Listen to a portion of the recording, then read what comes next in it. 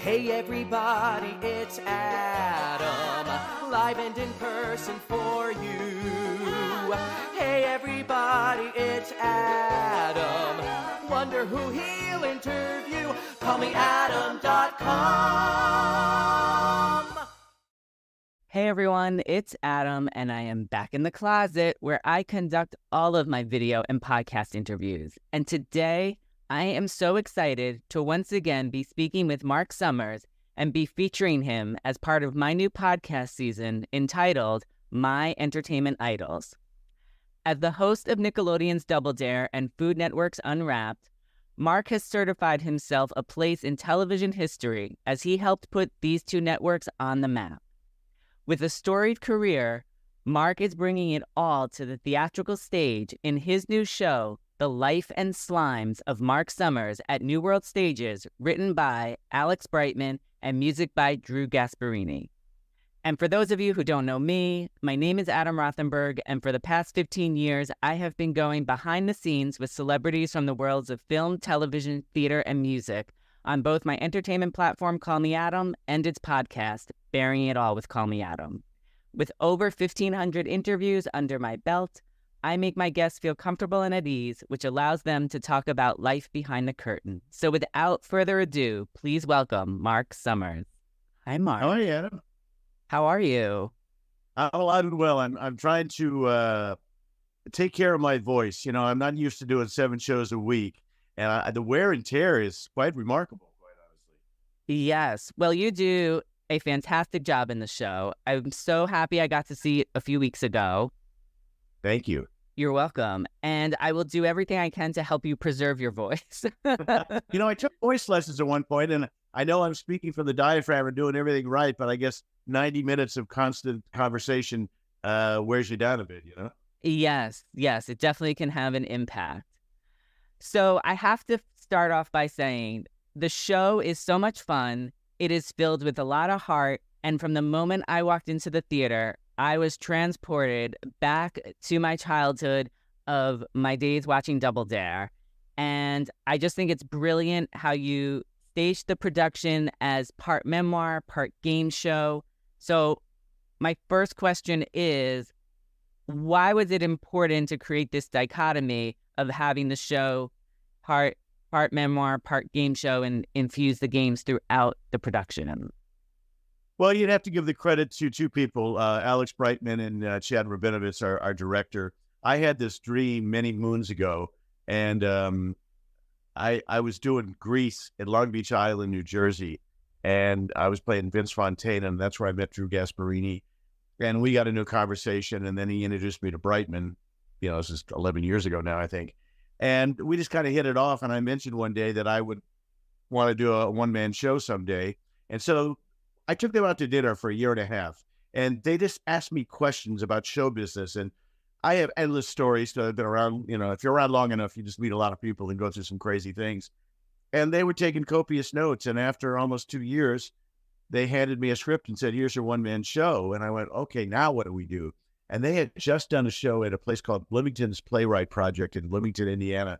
And Chad Rabinovitz ran that theater and directed a lot of stuff. And as they were walking out the door for their final performance, Chad said, if you guys are working on anything else, let me know. And they said, we're doing a one-man show with Marc Summers. And he said, I'll take it, sight unseen. So the next thing I know, I'm in Bloomington, Indiana, doing this show and learning the ropes, because I had been a magician and a stand-up comic and hosted a bazillion shows, but doing theater I hadn't done in 30 years. So it was a learning process, needless to say, and we've come such a long way, and the show has changed dramatically. After Bloomington, we did the Adirondack Theater Festival, and then a little thing called COVID happened, and then we ended up doing this past summer Mount Gretna in Pennsylvania, and then we did Alleyway Theater in Buffalo. And, you know, here we are. The show has grown so tremendously through the vision in so many ways with Chad Rabinovitz with set pieces. But Brightman has written as far as I'm concerned, if there is such a thing, a bulletproof show. And he took my stories and put them in beautiful words, as you heard. And he takes us on a ride where we're having fun, we're laughing, and then it gets pretty darn serious. And the reaction I always like is, wow, I didn't know what to expect, but I didn't expect that. And as you know, it takes you on a ride from one extreme to another, and it apparently seems to be striking a nerve with a lot of folks. Yes, there's so much in the show that is relatable and so many things that you talk about. And I've only known Alex as an actor and a singer. I have not known him as a writer. I mean, I knew he was writing things. So this is my first real introduction to him as a writer. And I will say he did a brilliant job with the show. Unbelievable. His sense of humor and some of the highlights, the jokes are like, oh my God. And so I read something somebody put online last night about they could hear Alex's voice in my dialogue, which is fascinating because he has such a huge following. 2 Tony nominations, School of Rock, Beetlejuice. Now he's doing Spamalot, and a lot of things coming down the pike. So he's a superstar, especially in the Broadway world. And it's fascinating to be connected with these guys. Yes, they are very talented. And I love, we initially did an interview in 2018, you, me, and Drew. We did it over email when you were presenting Drew Gasparini show at 54 Below. Ah. Yes. So, and that was fantastic. And I just love how you and Drew have stayed together so long. And now here it is with the show at New World Stages. And there's one part of the show I really love how it was set up, and I don't want to give too much away about it. But when you talk about your discovery and struggle and living alongside your OCD, the way that you talked about it was brilliant. And I love how Alex wrote it. So it made me think, literally for weeks, I was thinking, oh my God, I never knew this about him. Not about the OCD, but about how it's presented. I see. Yeah, you're talking about it thoughts. Yes. And I just thought that was so smart. And it really took me a few weeks to finally determine how it was written. So, I mean, major kudos for that, because it kept me thinking about the show. It's my favorite part of the show, and I can't give away too much because you know things, and I know things that the people who haven't seen the show don't know. But it's from a performance point of view, it's the heaviest part, but it also is the most fun part for me to do. And I'll tell you, the best compliment I got after opening night, I hadn't seen Alex because he's so busy doing all of his shows. He's doing working on Smash and 17 other things, and they always used to make fun of me about, I was a stand-up comic magician who was trying to act. And after opening night, Bright came up to me and he said, I got to ask you a question. I said, what's that? He said, when did you learn how to act? And I thought, I broke down. I thought that was coming from him was the best compliment I could ever get. It gets me emotional when I think about it. And I've grown and I'm getting better every night because it's funny when you do it 7 times a week, you learn things. Alex taught me something that I, of course, wasn't aware of. I've taken acting lessons, but to talk to a guy who does it like he does it, about staying planted on stage. He said, I was moving around too much.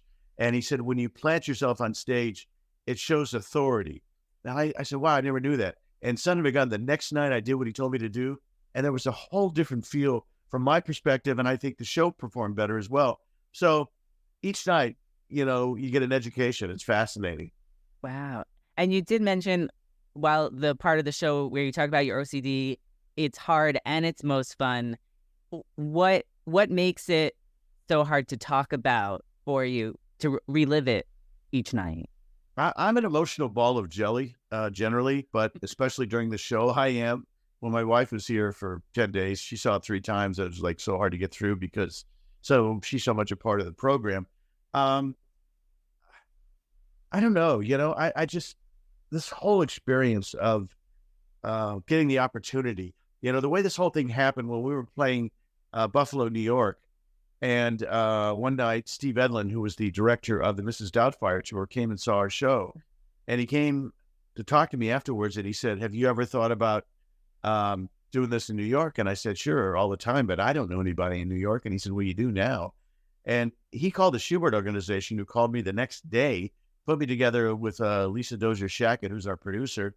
And I had a meeting with her, and it was during Halloween because I was doing the View Halloween show, and we met afterwards for dinner.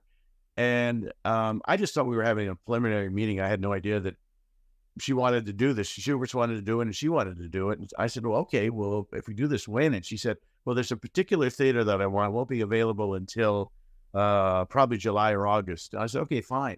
Well, she called me a week later and said, the theater just came open. Can you do it in February? And I don't know. Can you do it in February? And so, January 27th, I flew out here. We went into rehearsal January 29th and opened on February 14th. And, people tell me it takes years for this to happen. And although we started writing this thing and talking 11 years ago, the fact that we made this thing happen, we closed September 29th in Buffalo and started rehearsals January 29th in New York. My head was spinning, Oh my gosh. Well, that must have also happened because you're a magician. So you made magic happen just like that. Apparently that has something to do with it. I don't know, but it's a great group of people. And, New World Stages couldn't be nicer. And our stage manager, Kim, is amazing. And I had 2 assistants on stage who helped me get through some of the stuff. And it's been a great experience. I haven't done TV for all these years. And not everybody plays well with each other all the time. And one assumes, especially if you're doing a cast with 20 or 30 people, that may be the case. But because it's a one-man show, there aren't as many people to get involved with. But it's been a great experience from the day I landed till last night's show. And what I've learned is, if there's a smaller house, a bigger house, or somewhere in the middle, you have to do the same show every night. You cannot be affected by walking out and seeing 22 people less than were there the night before. You just have to deliver the goods. And so it's a education that I'm getting that's fabulous. That's a great piece of advice for anybody who's performing in a show, to keep the energy up all the time, no matter how many people are out there, because they're there to see you and you want to give them the best show that they paid to come see. Every time. You cannot hold back, or if you're tired, nobody really cares. You got to go out there and do the show. Exactly. What do you feel that you have learned about yourself from performing this show that you didn't know living through your experiences? It's okay to be emotional, and it affects the audience. It's funny, when we started this thing, I said to Alex, if somebody walks into the theater that night and doesn't know who Marc Summers is, it still has to be a great show. And that's what I'm finding. A lot of people don't know who I am, which is fantastic. And I said to Alex when we first started Bloomington, my objective is to see if I can make one person cry. Well, I got, on a regular basis every night, there are people crying in that audience. In fact, the first show I ever did in Bloomington, people were crying. So I'm having the best time of my life. I've had some great experiences at Nickelodeon and Food Network and everything in between.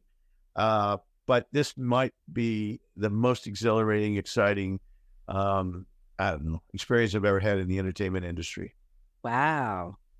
That is fantastic. And we have a similar goal. You're trying to make one person cry every night in the audience. And I always try to see if I can make my guests cry with touching upon some emotion that they didn't realize that would come up through the conversation. So we have a similar objective. Yeah, well, it's true. And I didn't know how emotional I was going to get on stage. But as you relive this stuff, and some of the stuff is pretty heavy, it strikes me now. Each night is different. I don't know where it's going to hit me. And that's such an interesting ride to take every night, because certain nights, when I first talk about my wife, I kind of lose it. And other nights, when I'm on my hands and knees straightening fringe on a rug, I lose it. So I can never predict it. And it keeps me on my toes.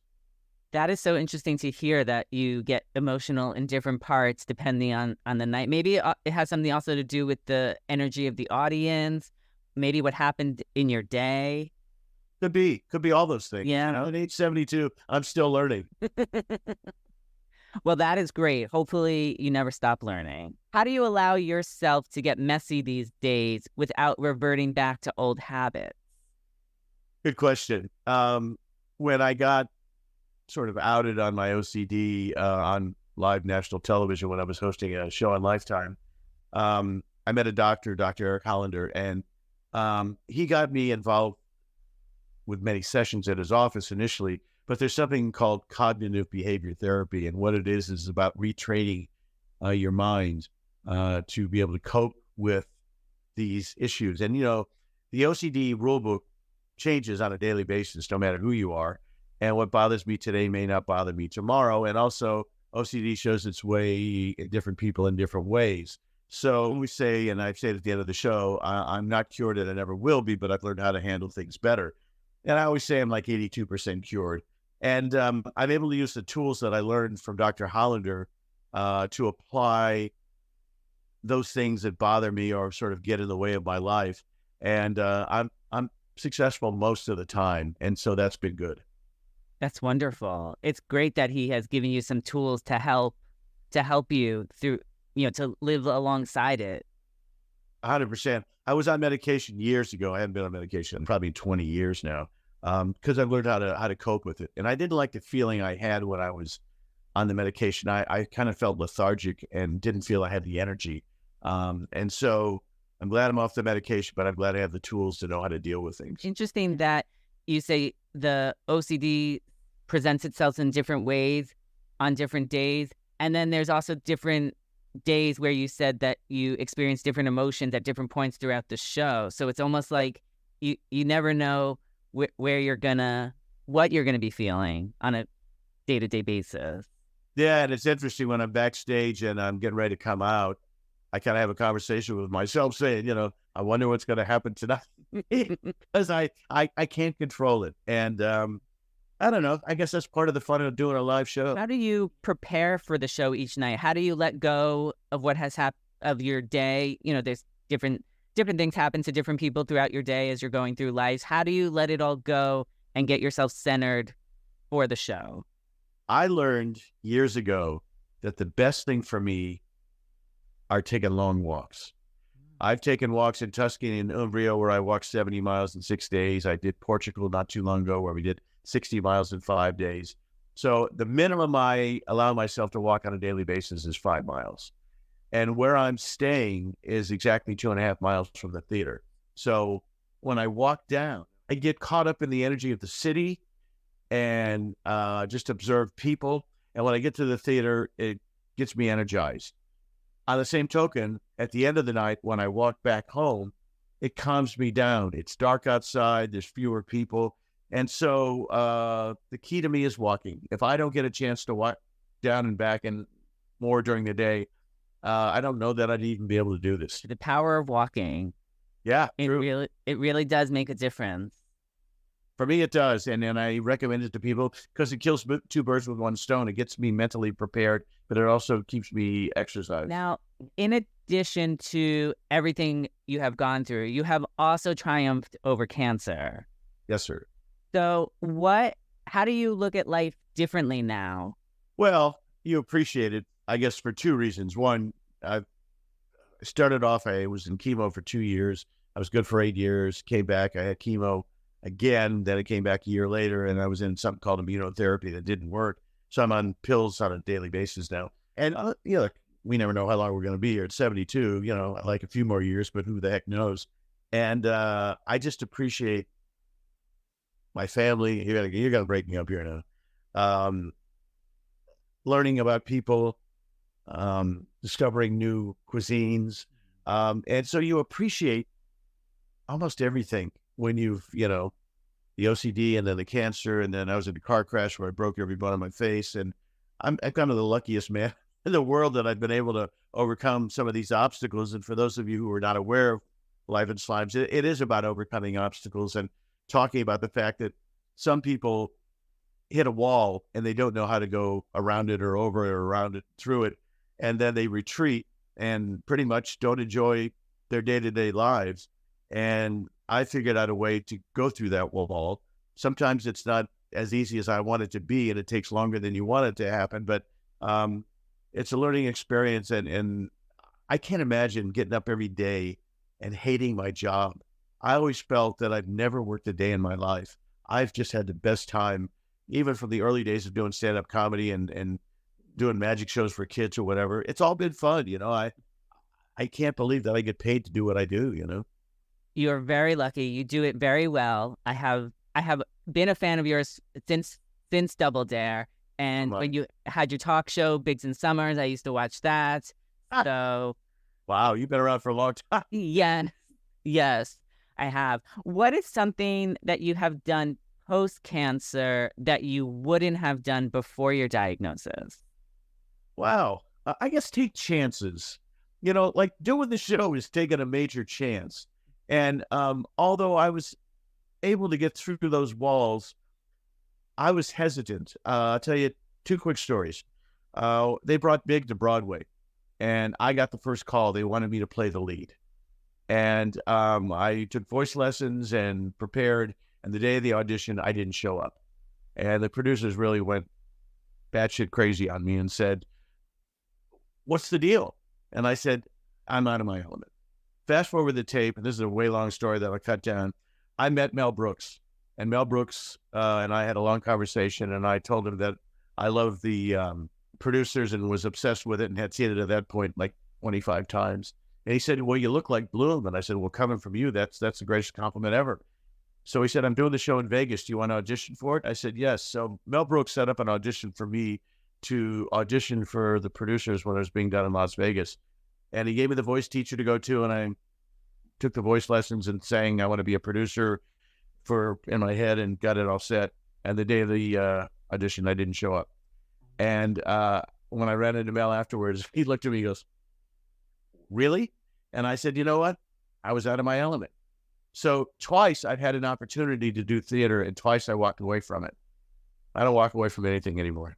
That is a really great story for people to hear, because it shows your vulnerability of your fear. But look, on the other side now, you had a little talk with yourself, sort of maybe like you do pre-show, and you found the courage to step forward and do it, and whatever happens with it happens. But at least you can look back and say, I took that chance now. I did the show, and you don't have to live with if you lived with regret or anything like that.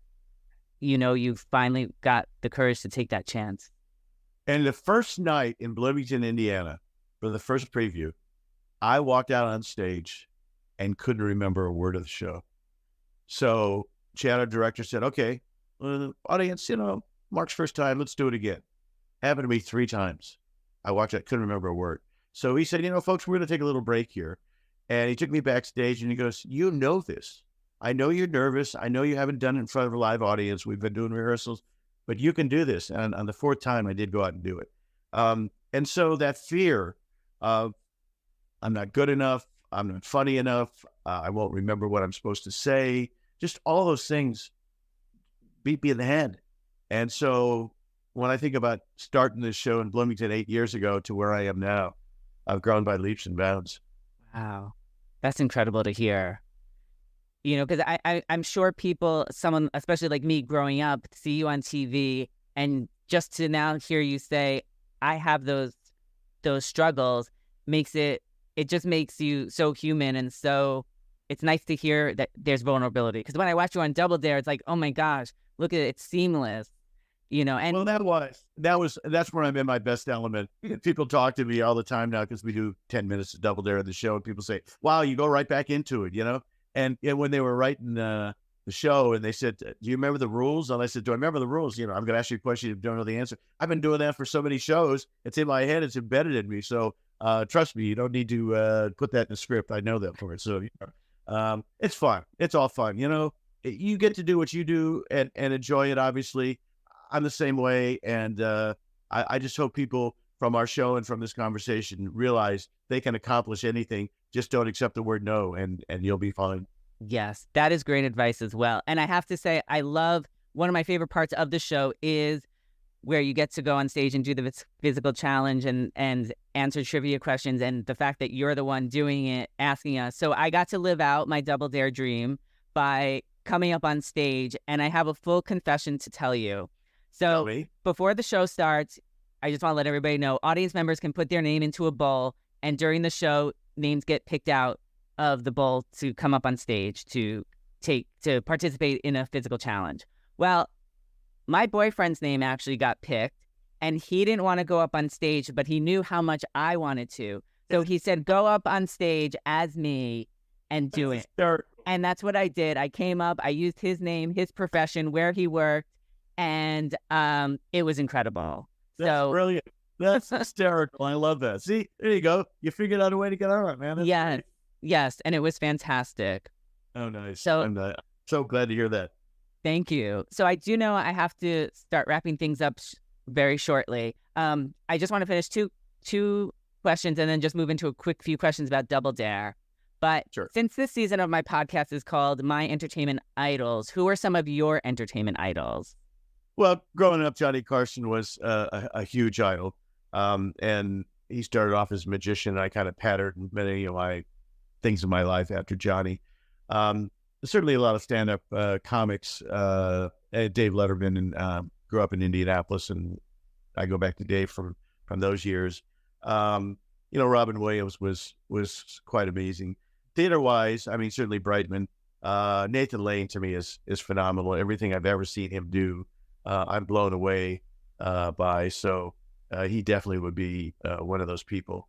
But I think one of the hardest things to do is do stand-up comedy. It's interesting. So many comedians can do drama, but not many folks who do drama can do stand-up. It's a whole different art. And so I admire those performers who started off in the stand-up world. Michael Keaton would be one of those people who, I used to stand up with him at the Comedy Store in Los Angeles, and boy, what a career he's had. So anybody who's got the guts to go on stage and try and make people laugh, I'm a huge admirer of. I love it. Well, speaking of some of your idols and celebrities, I'm going to move to some of the Double Dare questions. If you could host Celebrity Double Dare, who would you want as the fearsome 4 contestants to be? Oh, wow. What a fantastic question. It's funny how many people I meet who tell me, well, I'll tell you this. So I go to Hamilton, and just before the show starts, I get tapped on the shoulder, and they said, Mr. Miranda, I heard that you were in the audience. Would you like to be with him after the show? And I went, of course. And I went back, and all I wanted to do is talk about Hamilton. He just wanted to talk about Double Dare. So I would say Lin-Manuel Miranda would be one of those people. Neil Patrick Harris would be the other one. Tina Fey. Mm-hmm. And I think Amy Poehler. I think that would be one hell of a show. Yes, that would be a brilliant show. And if you were a contestant on Double Dare, what would your team name be? What a great question that is. Holy mackerel. I don't know. That's really a fantastic question. I guess we would be called the I Can't Believe We're Really Doing This team. And I did get a chance to do Double Dare once where Harvey and I were the contestants, and we played against 2 kids, and we got Jim J. Bullock to host it. And that was quite an experience. I'd known Jim forever, and he was fantastic on it. So yeah, the I Can't Believe We're Actually Doing This team would be the team name. Oh my God, I love it. I love it.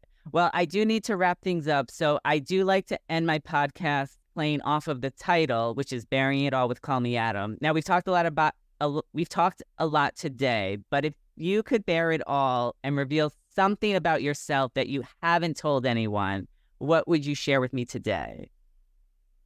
You asked some deep questions, my friend. Thank you. Yes, and you're quite good at this. I guess it would be the fact that I always wanted to be on Broadway, and even at this point in my life, if I could play the wizard in The Wiz, that would be mind-boggling to me. I mean, that's sort of a back-of-the-head goal that I haven't really talked about to anybody. And my friend Brad Oscar just signed up for a year, so I guess got to wait for a while. But that would be something that, as much of what I'm doing now is an oh wow moment, I couldn't even imagine going out and doing something like that. And also as I'm talking about, the fear factor in my head sort of scares me, like, could I actually go out and deliver those goods? So that I think that would be it. I think that is great. And we are definitely going to put it out there that we can't wait to see you on the Broadway stage. But in the meantime, I want everybody watching to go see The Life and Slimes of Marc Summers at New World Stages. You're here through June. June 2nd. June 2nd. So get your tickets. I'll have a link up on my website, callmeadam.com. And Marc, I can't thank you again for your time today and for speaking with me. I'm applauding you. You're fantastic. Thank you. Thank you. And everybody here, you couldn't see my shirt, but here it is, the life and slimes of Marc Summers. So thank you again. He'll get the dirt and the scoop and the story, for he happens to be in the know. Just ask anybody who's had 'em. Adam lives for the business of show. Call me Adam.com.